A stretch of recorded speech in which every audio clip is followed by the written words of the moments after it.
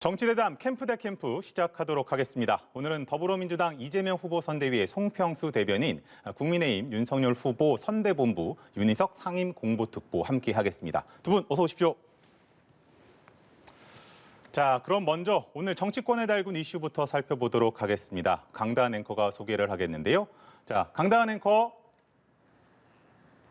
네, 오늘 아침 여의도역에서 출근길 깜짝 인사에 나선 윤석열 후보.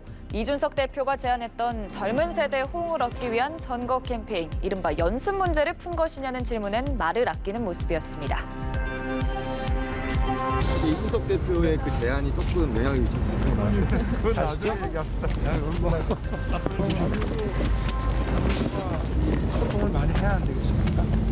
한 30분 먼저 나와서 사무실 근처에 지하철역에서 시민들 또 추운 날 바쁘게 일터로 가시는 분들 한번 뵙는 게 좋겠다 해서 나왔습니다.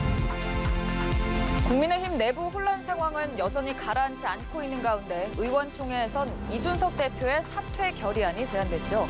공개 발언에 나선 이준석 대표 이렇게 성토했습니다. 우리가 지금 선거에 뼈아프게 느끼는 지점은 우리를 위해서 많은 자료를 만들어주고 방어해주고 온라인상에서 여론전을 펼쳐주던 젊은 세대가 왜 일순간에 실망해서 오히려 가족 단톡방에서 우리를 저주하는 이야기를 부모에게 전파하고 있느냐, 이 현실을 받아들여야 되는 겁니다. 한편 이재명 후보는 연일 정책 행보에 나서는 모습인데요. 관심을 받고 있는 탈모 치료제 건강보험 적용 공약이 포퓰리즘이 아니냐는 지적에 대해서는 이렇게 답했습니다. 정말 수없이 많은 사람들이 현실적으로 고통받고 있다면 그 재원을 부담하고 있는 그들을 굳이 배제해서 섭섭하게 할 필요는 없다라는 생각이 듭니다. 일단 재원 규모도 그 전체 의료보험 지출액에 비하면 무슨 타격을 줄 정도로 대규모가 아니기 때문에 지나친 정치 공세라는 생각이 듭니다. 이 후보는 또 세계 가전 전시회에 참여한 혁신기업과 화상으로 만나서 경쟁과 효율을 제한하는 규제를 완화해야 한다고 강조했는데요. 준비된 경제 대통령으로서의 면모를 부각하기 위한 행보로 분석됩니다. 지금까지 대선을 62일 앞두고 전국을 달군 주요 발언들 살펴봤습니다. 자, 오늘도 국민의힘 선대본부죠. 선대본부 상황 상당히 좀 급박하게 돌아갔습니다. 의원총회가 열렸고 거기서 이제 이준석 후보가 공개 토론을 하지 않으면 참석하지 않겠다라고 하면서 불참을 했다가 또 이제 김기현 원내대표가 의원들이 모여서 낸 그런 총의를 모은 결의안을 전달을 했고, 그래서 이제 이준석 대표가 이제 어떻게 공개로 이제 토론을 해보자, 정책 토론을 해보자, 자유 토론을 해보자 하고 왔고, 그리고 지금은 또 이제 윤석열 후보가 의총장에 도착을 했다, 이렇게 지금 알려지고 있는데, 이렇게 지금 복잡하게 이어지고 있는 결론 어떻게 난다고 좀 봐야 돼요?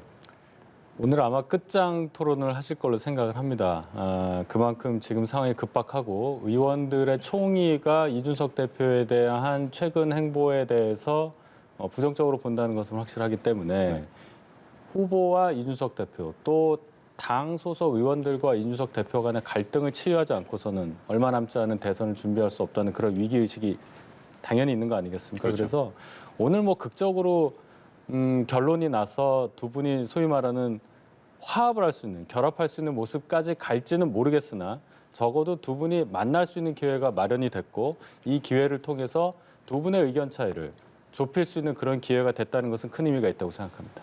그러면 송평수 대변인께서 보시기에 그 이준석 대표랑 윤석열 후보가 그 돌아오지 못할 강을 건넜다고 보세요? 건널 직전이라고 보세요? 일단은 오늘 이준석 대표가 상당히 유보적으로 네. 돌아갈 수 있다는 말을 한 걸로 봐서는 아직 루비콘 강을 건넌 것 같지는 않고요. 오늘 의원총회에서 아마 상당한 압박이 있었을 겁니다. 그 연설이 한 30분가량 하신 걸로 보이는데 그 내용을 보면은 청년 세대의 투표가 지지가 오히려 탈락하면서 상당한 어려움이 있다라는 걸 호소하면서 그 많은 의원님들의 그 눈을 보고 있지 않습니까? 그렇죠. 그 자체 굉장한 압력으로 다가왔을 것이고 또 의원총회에서 결의를 해준다면 선관위로 그 선대위로 복귀할 수 있다는 얘기를 했기 때문에 아직 건너지 못할 강을 건넌 건 아니다 이렇게 보고 있습니다. 알겠습니다. 저는 좀 요 표현이 좀 와닿았어요. 후보는 당의 최고 지도자다. 이렇게 좀 높이기도 했고 그 연습 문제, 이른바 연습 문제라는 것은 자신이 좀 익살스럽게 표현을 했는 건데 만약에 불편하다면 죄송하다 그랬더니 그 김정재 의원인가요? 불편했습니다. 뭐 이렇게 좀 하는 모습도 좀 비치기도 했던 것 같은데 그 의원들의 그런 좀 부글부글 거렸던 마음을 좀 달래줬다, 좀 잠재웠다 이렇게 보기에는 어때요?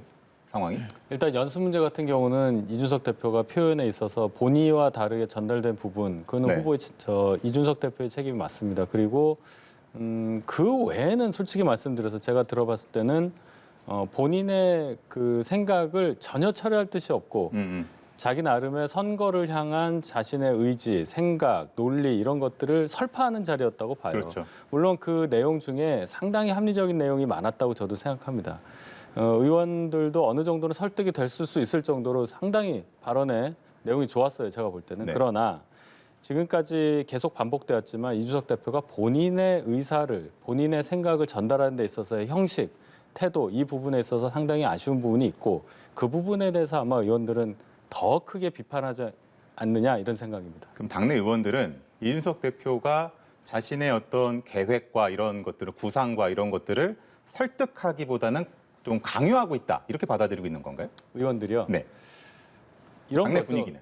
이제 당내에서는 그런 거죠. 후보에 맞춰줘라. 아까 그 얘기를 하더라고요. 이준석 대표가 당을 위해 희생하라라는 말은 자기 세대는 본인 세대는 맞지 않는 말이다. 네. 이 들리지 않는 말이다는 표현했는데 아마 그런 식으로 받아들였을 것이고 또 대표 자신은 할 말이 있는데 말을 해봤자 자기를 자꾸만 당에 분란을 일으키는 사람으로 보는 거 아니냐라는 서로 간의 그 의사소통 과정상의 문제가 이게 있는 거예요. 제가 보니까. 서로 터놓고 얘기할 수 있는 기회가 있다면 충분히 가능한 얘기인데 그래서 듣는 의원들은 당대표라고 너무 그러는 거 아니냐는 생각을 하는 거고 이 대표 입장에서는 아니 내가 젊은 영선 대표라고 해서 이러는 거 아니냐 그런 게 많이 작용하고 있지 않느냐.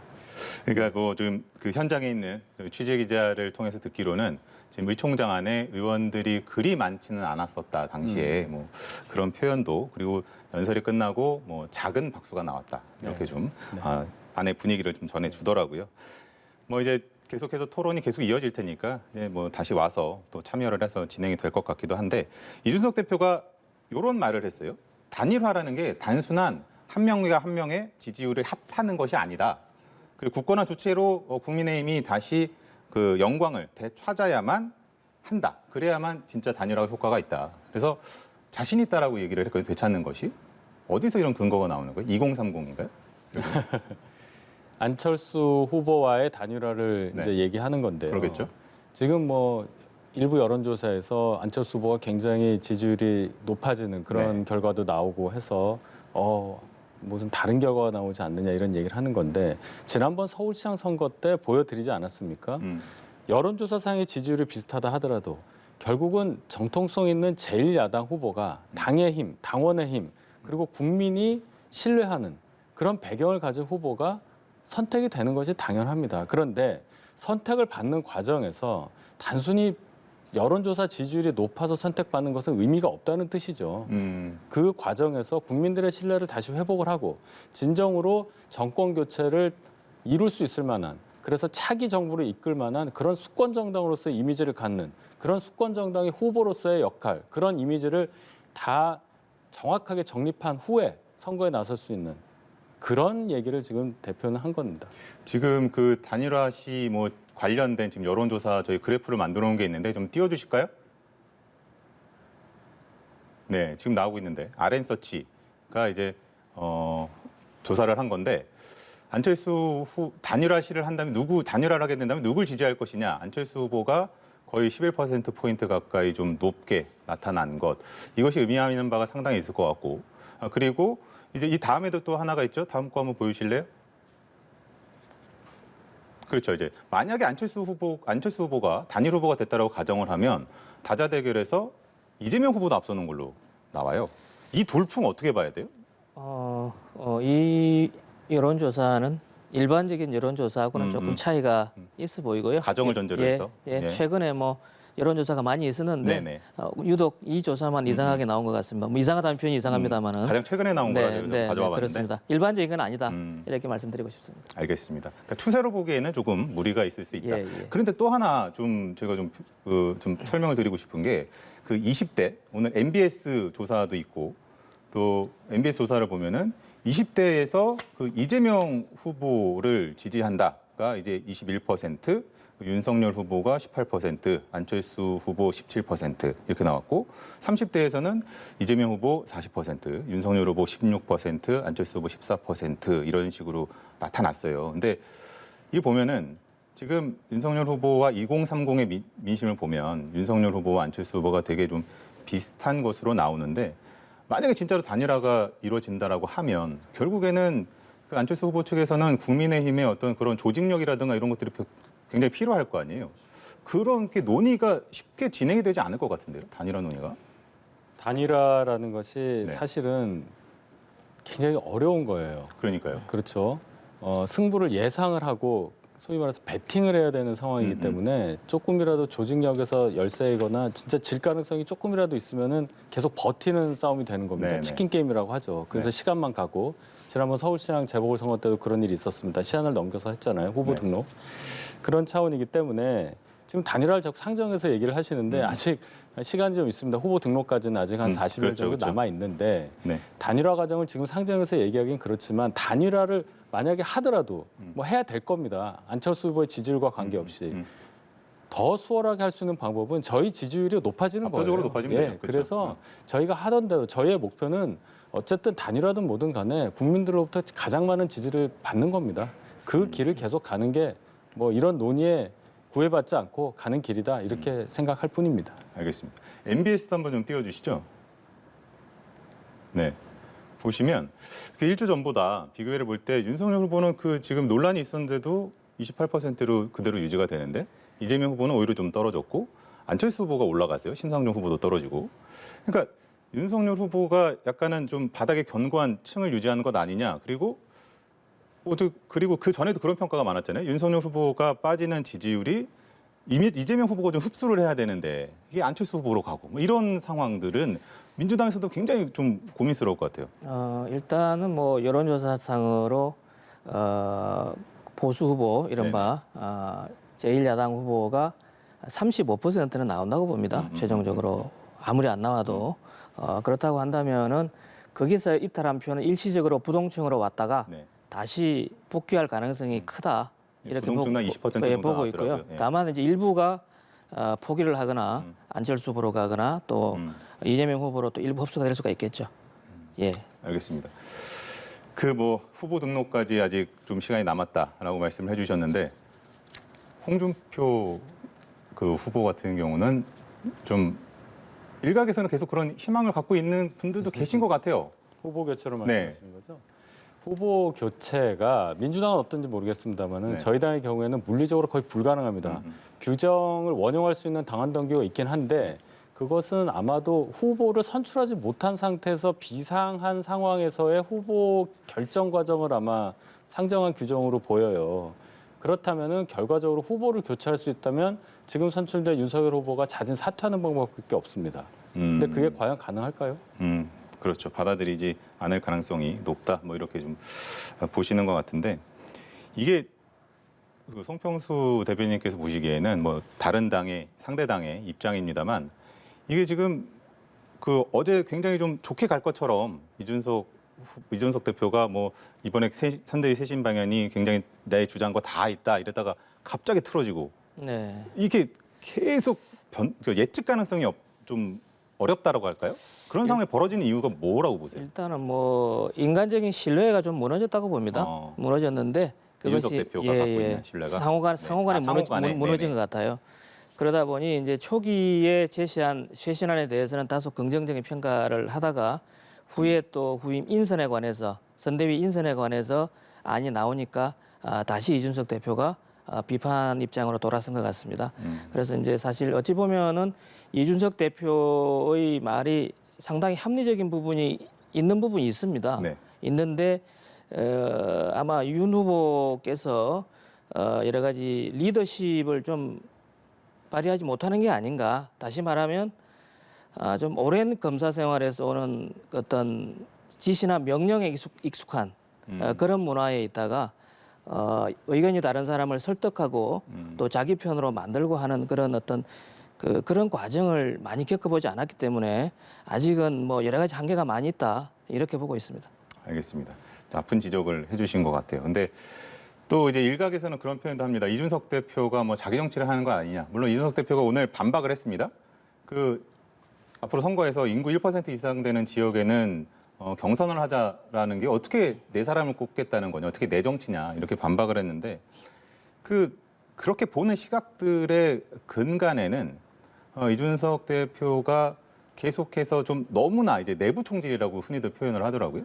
그런 모습들을 너무 많이 보여왔다는 건데 그렇기에는 자기 정치라기에는 조금은 좀 과했다라고 할까요? 자기의 득을 보기에는. 그렇기 때문에 그게 아니라 좀 진짜 진정성이 있는 거 아니냐, 또 이렇게도 볼 수 있지 않냐 이런 시각도 있고 어떻게 보세요? 과하기 때문에 오히려 진정성이 있다 이런 말씀인데 아까 제가 모두에도 말씀드렸지만은 이준석 대표의 논리가 그렇게 틀린 논리는 없어요. 네. 제가 계속 강조하는 부분은 뭐냐면 사람이 본인의 어떤 생각을 다른 사람에게 설득을 하고자 하는 과정을 밟을 때는 형식과 태도도 대단히 중요합니다. 내용이 아무리 훌륭하더라도 태도가 좋지 않거나 형식이 이상하면 내용이 들리지가 않아요. 이준석 대표에게 지금 요구되는 것은 바로 그 지점입니다. 이준석 대표가 보십시오. 제가 자기 정치를 하겠다면은 어떻게 그런 얘기를 하겠습니까? 1% 인구 지역에서 경선을 하겠다는 게 어떻게 제 사람을 심는 겁니까? 이렇게 얘기하지만 논리는 맞지만 그게 도드라지는 순간 그 말을 한 사람을 주목하게 되는 거예요. 그럼 지금 이 시점에서는 후보가 중심이 돼야 되는, 후보가 모든 스포트라이트를 받아야 되는 대선 상황인데 2달 남은 상황에서 이준석 대표로 자꾸 주목이 쏠리고 이 자체가 자기 정치라고 볼 수도 있는 겁니다. 그러면은 오늘 저렇게 그러니까 토론은 꼭 공개로 해야 되고 그리고 중간에 그 표현도 썼더라고요. 20대들이 지금 보고 있는 거 아시지 않습니까?라고 하면서 했던 거. 그러니까 그게 20대를 약간 겉으로 내세우면서 결국에는 이게 공개가 돼서 국민들에게 내가 이렇게 한다라는 걸 어필하기 위한 차원이다. 방송 출연과 다르지 않다 이렇게 보세요? 정치인이라면 뭐 그런 것도 있는데 오늘 그 발언은 제가 지금 말씀드린 거하고는 좀 결이 달라요. 네네네. 자기가 한 얘기가 왜곡돼서 전달되는 거는 절대로 안 되는 중요한 자리이기 때문에 가장 중요한 자리이기 때문에 처음부터 끝까지 다 공개돼야 된다는 그거는 인정을 하지만 제가 말씀드린 것은 그 다른 얘기들 그런 것들이 안에서 충분히 밖으로 드러나지 새지 않는 않아도. 상황에서 또 논의가 충분히 가능한데 굳이 그것을 외부에서 방송을 통해서나 본인의 SNS를 통해서 그거를 밝혀야 하는 이유에 대해서는 저는 납득이 안 됩니다. 그러면 이것도 한번 여쭤볼게요. 사실은 그 국민의힘 내에서도 그 이준석 대표를 좀 질타하는 그런 시선들도 있습니다만 다들 인정하는 부분은 2030에 대한 소구력은 뛰어나다라는 점이잖아요. 근데 마찬가지로 홍준표 후보 역시도 굉장히 뛰어나잖아요. 지금 2030으로부터 열렬한 지지를 받고 있는데 그 홍준표 후보를 적극적으로 좀 역할을 좀 당부를 하고 모셔서 삼고 초려를 해서라도 모셔서 저 중앙으로 모셔가지고 대체할 수는 있지는 않을까요? 예, 지금 그런 과정을 밟고 있습니다. 사실 뭐 공개하기는 좀 그렇지만 홍준표 대표가 갖고 있는 국민적인 지지 그리고 특히 2030 세대가 최근에 홍준표 대표에 대해서 보여주고 있는 애정은 대단히 놀라울 정도로 큽니다. 그것을 저희 후보의 당선을 위해서 당연히 써야 하는 거고요. 저희가 그 중요성을 몰라서 그러는 게 아니라 홍준표 대표도 처한 입장이 있어요. 그래서 이제 과정이 필요하고 시간이 있기 때문에 제가 볼 때 제가 듣기로는 다음 주 정도에 뭔가 있지 않을까 이렇게 생각을 다음 합니다. 주 정도에. 그럼 예상해 보면 후보께서 직접 찾아가시는 거라고 좀 예상을 해볼 수 있을까요? 네, 뭐 틀릴까요? 그런 형식도 가능하겠죠. 가능하다. 예. 알겠습니다.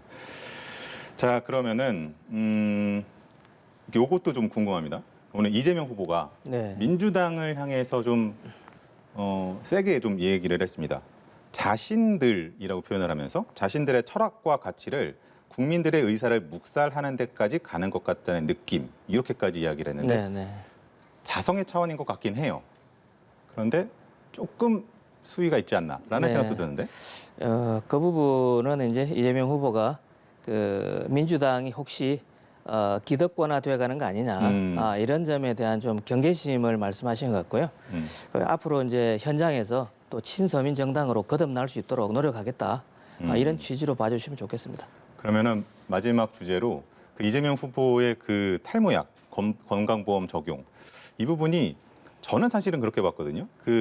그렇게 2030 그 커뮤니티에서 굉장히 빠르게 그것을 뭐 지지한다 이렇게 하면서 이제 패러디도 나오고 그 슬로건을 패러디한 것들도 나오고 거기에 이재명 후보가 또 굉장히 또 발빠르게 또 영상을 찍어서 올리고 이게 2030의 화법에 기성 정치권 특히나 대선 후보가 2030의 화법으로 신속하게 대응했다. 그 부분은 굉장히 참신하고 2030에 먹힐 수 있는 그런 전략이었던 것 같은데 네네. 탈모약에 너무 치중한 것 아니냐라는 지적은 받을 수 있을 것 같거든요. 뭐 꼭 그런 건 아니고요. 워낙 이제 뭐 소위 말해서 대박을 친 소확행 네. 공약이었습니다. 그래서 호응이 너무도 좋았고 저 영상 또 굉장히 좋았죠. 그 많은 분들이 또 그 동영상을 만들어서 올리셨어요. 네네. 예, 그래서 이제 상당히 반응이 좋습니다. 특히 이제 이 부분은 뭐 건강보험에 대해서 부담을 준다라고 이제 하시는 분들이 있는데 이거는 뭐 범위나 내용을 좀 검토를 해서 향후에 또 결정할 것이기 때문에 걱정 안 하셔도 된다 이렇게 말씀드리겠습니다. 국민의힘 입장에서는 이게 탈모약뿐 아니라 다른 것과도 좀 형평성을 고려해서 더 넓게 해야 된다는 거예요? 아니면 어떤 입장인 거예요? 이름 그대로 건강보험입니다. 그렇죠. 건강보험 재정을 미용과 관련돼 있는 부분에 쓴다는 것에 대해서 또 건강보험 재정이 좋지 않은 상황에서 특정 어떤 목적을 위해서 특정 세대에 타겟팅을 해서 공약으로 건다는 게 대선 후보로서 할 수 있는 일이냐는 기본적인 의문을 드리는 거예요. 그럼 예를 들어서 임플란트도 한다고 했잖아요. 그 다른 미용적인 부분도 다 해줄 겁니까 그러면? 그 질문에 이재명 후보가 답을 못할 거라고 봐요 저는. 그렇게 봅니다. 알겠습니다. 뭐 이 부분은 뭐 또 계속해서 양쪽 캠프에서 논리를 개발해서 말씀하시고 있습니다. 탈모는 반드시 미용 부분에 한정되지 않는다고 보고 있고요. 예, 그리고 뭐 2030 세대를 타깃으로 한 건 아닙니다. 그 탈모 부분은 전 국민이 문제되는 거잖아요. 그렇죠. 다만 2030 세대가 반응이 빨랐다 이렇게 봐주시면 그걸 좋겠습니다. 건강보험 재정으로 할 만한 사항이냐를 판단해야 된다는 거죠. 알겠습니다. 이제 계속 논리를 만들어서 또 공세도 하시고 반격도 하시고 할 텐데 앞으로 어떻게 진행될지 또 지켜보도록 하고 선대위 내용도 하루속히 좀 정리가 되기를 기대를 해보도록 하겠습니다. 오늘 캠프 대 캠프 여기서 마치겠습니다. 두 분 수고하셨습니다.